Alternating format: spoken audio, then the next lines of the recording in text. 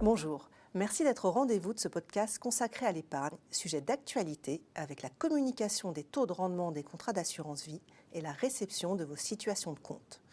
À travers ce format, nous allons tenter de répondre aux interrogations que vous pouvez vous poser. Pour cela, j'ai le plaisir d'être accompagné d'Emmanuel de la Jonquière, directeur marché épargne et retraite individuelle AXA France, d'Antoine Machado, directeur de la gestion AXA IM Select France, et d'Arnaud Paquet, gérant au PCI chez AXA IM. Bonjour messieurs. Bonjour Sandrine. Bonjour Sandrine. Bonjour Emmanuel. Commençons avec vous. Où en est-on sur l'assurance vie en ce début 2025 ? Bonjour à tous. Alors en 2024, de nombreux Français avaient fait le choix de l'assurance vie. Ce placement affichait une collecte au plus haut depuis 15 ans. Et depuis ce début d'année 2025, la baisse de l'inflation et des taux directeurs de la Banque Centrale Européenne ont entraîné une baisse du taux du livret A de 3% à 2,4% au 1er février. Cela renforce clairement l'assurance vie comme un placement attractif pour l'épargne des Français. Plus spécifiquement, que s'est-il passé de marquant pour nos contrats en 2024 ? 2024 a été marqué par l'entrée en application de la loi Industrie verte qui vise à accélérer la mobilisation de l'épargne des particuliers vers la réindustrialisation et vers la transition écologique. AXA propose depuis plusieurs années déjà d'investir dans l'économie réelle, notamment au travers des FCPR AXA Avenir Infrastructure et AXA Avenir Entrepreneur. Ce sont des leviers de performance et de diversification. Et aux côtés de notre nouveau fonds de dette privée, ces trois fonds sont dorénavant dans nos offres cœur de gamme, à savoir la gestion pilotée en assurance vie et la gestion par horizon de nos PER. D'autres nouveautés ont-elles également été ajoutées en 2024 à notre solution clé en main, la gestion pilotée perspective ESG ? Oui, tout à fait. Tout d'abord, l'univers de l'investissement a été enrichi avec des supports en unités de compte exclusifs et diversifiés qui embarquent différents styles de gestion. Par ailleurs, en complément du relevé de performance financière, vous allez prochainement recevoir le rapport des indicateurs ESG, avec le score ESG qui indiquera l'empreinte environnementale et sociale de votre épargne. Et enfin, des frais de gestion optimisés au bénéfice de nos clients. En résumé, pour nos clients, ces évolutions se traduisent concrètement par une offre plus simple, plus lisible, plus compétitive et plus diversifiée, mais aussi moins volatile. Merci. Alors concrètement, quelles sont les performances de nos gestions pilotées en 2024 ? Les performances de nos gestions pilotées, nettes de tout frais, s'échelonnent ainsi en 2024 de 5% à 11% selon les profils.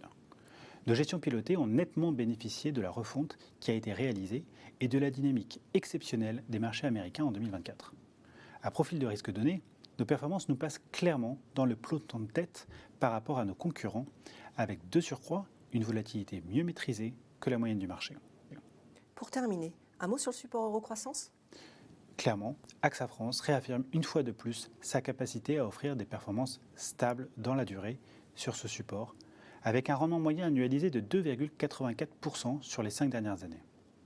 Maintenant que nous avons parlé des évolutions de 2024, Antoine, pouvez-vous nous dire un mot sur les perspectives macroéconomiques pour 2025 ?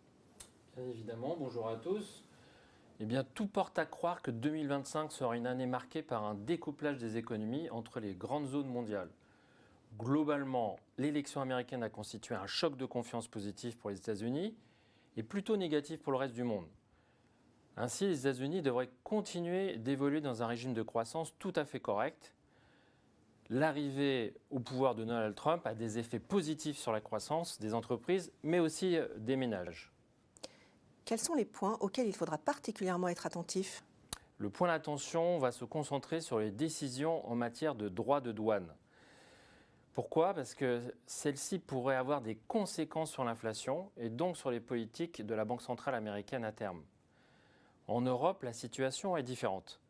Les indicateurs d'activité affichent une bonne tenue sur les secteurs des services et de la construction, mais ils sont particulièrement pénalisés par le secteur industriel, lui-même pénalisé par le secteur automobile. Néanmoins, malgré les risques posés par l'environnement extérieur, la poursuite des taux, la poursuite de la baisse des taux d'intérêt de la part de la Banque centrale européenne pourrait permettre de soutenir la demande de financement des entreprises et ainsi stimuler l'activité économique. En Chine, la situation est plus fragile, en raison notamment de l'effondrement de son marché immobilier et de la faiblesse de la demande intérieure des ménages, c'est-à-dire de la consommation. Néanmoins, Notre hypothèse est que les autorités devraient utiliser judicieusement les outils à leur disposition pour soutenir l'économie à l'échelle domestique. En résumé, les perspectives économiques sont donc un peu suspendues à l'incertitude des évolutions politiques à Washington et à Pékin, mais nous anticipons une croissance mondiale de 3,2% en 2025, c'est-à-dire assez similaire à celle de 2024. Merci beaucoup Antoine. Nous avons voulu dans ce podcast faire un zoom sur le marché de l'immobilier qui, comme chacun sait, est un marché toujours très important et porteur. Arnaud, vous êtes spécialiste de ce marché. Pourriez-vous nous en dire plus sur la tendance concernant les placements immobiliers et notamment les OPCI AXA ? Oui, bien sûr, et bonjour à tous. En 2024, nous avons pu observer un clair retournement de tendance, après 3 années difficiles pour le marché immobilier. La baisse des taux, qui a été initiée par la Banque centrale européenne en juin 2024, a été le déclencheur. Et la crise immobilière est désormais derrière nous, en tout cas pour nos OPCI.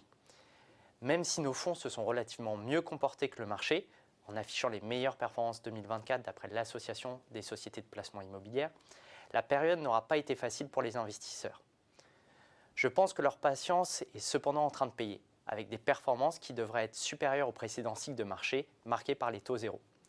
Notamment, nos OPCI bénéficient de la hausse des loyers, généralement indexés à l'inflation, mais aussi et surtout parce que le marché locatif est très tendu.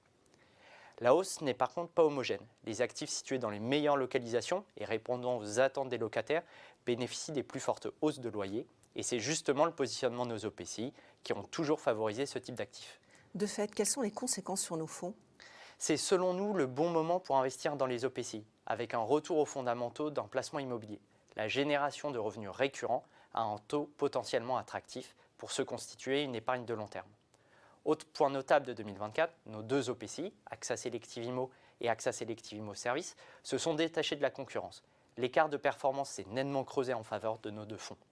Cela n'est pas le fruit du hasard, mais le résultat de 2 choix stratégiques forts pris dès 2016. Premièrement, la diversification en dehors des seuls actifs de bureau pour des secteurs devenus incontournables comme la logistique, le résidentiel de services ou la santé. Et deuxièmement, l'accent mis sur les actifs de qualité localisés au cœur des grandes métropoles européennes. Et en période de crise, on constate la valeur ajoutée apportée par l'effet de taille et l'effet de diversification. Concrètement, pour les épargnants, cela se traduit par un seul et unique OPCI né de la fusion-absorption d'AXA Selective Immo par AXA Selective Immo Service. Il sera idéalement positionné pour tirer parti du nouveau cycle immobilier, avec une allocation sectorielle et géographique adaptée au nouvel environnement, et une diversification inégalée sur le marché. Merci beaucoup Arnaud pour ce décryptage. Emmanuel, en guise de conclusion, que souhaitez-vous partager avec nous pour cette année à venir ? Pour conclure, il me semble important de rappeler quelques règles pour épargner sereinement. Premièrement, diversifiez votre épargne, selon votre profil d'épargnant et l'horizon de vos placements qui dépend bien sûr de vos projets de vie. Deuxièmement, ne prenez pas de décision à la hâte. Investissez plutôt régulièrement pour optimiser le potentiel de performance de vos placements. Vous disposez à présent d'investissements progressifs vers la gestion pilotée. Profitez-en.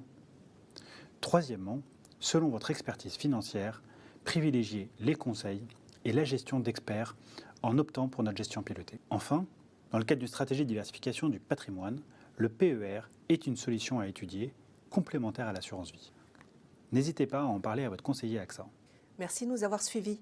Je vous rappelle que vous pouvez retrouver toutes les informations sur votre contrat sur votre espace client axa.fr, mais aussi sur l'app Mon AXA. Vous pouvez également solliciter un échange avec votre conseiller AXA. À bientôt.